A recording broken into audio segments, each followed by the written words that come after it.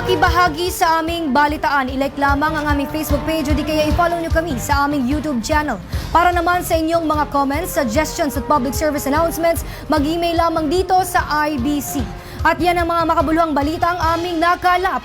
Muli po kaming magbabalik bukas. Maraming salamat, Pilipinas! 46 na araw na lamang po at Pasko na. Ako po si Princess Jordan at ito ang IBC Tutok 13, kaibigan ng bayan, kaibigan ng katotohanan.